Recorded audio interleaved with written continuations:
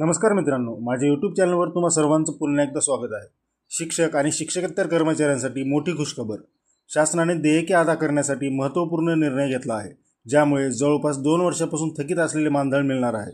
काय आहे ती सविस्तर बातमी जाणून घेण्यासाठी व्हिडिओला शेवटपर्यंत नक्की पहा। चॅनलला सबस्क्राइब करा आणि समोरील बेल आयकॉनवर प्रेस करा, जेणेकरून तुम्हाला अशाच नवनवीन माहिती मिळत राहील।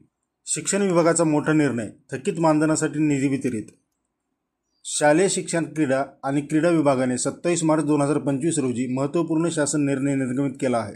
त्यामुळे जिल्हा परिषद, खाजगी अनुदानित आणि अंशतः अनुदानित शाळांमध्ये घड्याळी तासिकेवर तत्त्वावर काम करणाऱ्या शिक्षक व शिक्षकेतर कर्मचाऱ्यांना थकीत मानधन मिळणार आहे। 2 वर्षांपासून थकीत मानधन 2023-24 पासून सर्व देयके शालार्थ प्रणालीमार्फत ऑनलाईन पद्धतीने अदा करण्याचा निर्णय घेतला होता। त्यामुळे अनेक कर्मचाऱ्यांचे मानधन प्रलंबित होते। निधी वितरण शाळेने 10 कंत्राटी सेवा अंतर्गत पुरवणी मागणीद्वारे वित्त विभागाच्या शासन परिपत्रकानुसार अनुदान मंजूर केले आहे। मानधन अदा होणार। जिल्हा परिषद, खाजगी अनुदानित व अंशतः अनुदानित शाळांमध्ये रजा कालावधीत तात्पुरत्या स्वरूपात नियुक्त शिक्षक व शिक्षकेतर कर्मचाऱ्यांना थकीत मानधन मिळणार आहे। शासनाने थकीत मानधन सोडवण्यासाठी आता शालार्थ प्रणालीत प्रक्रियेचा वेग वाढवण्याचा निर्णय घेतला आहे। त्यामुळे थकीत वेतनातील प्रतीक्षा करणाऱ्या कर्मचाऱ्यांना लवकरच दिलासा मिळणार आहे।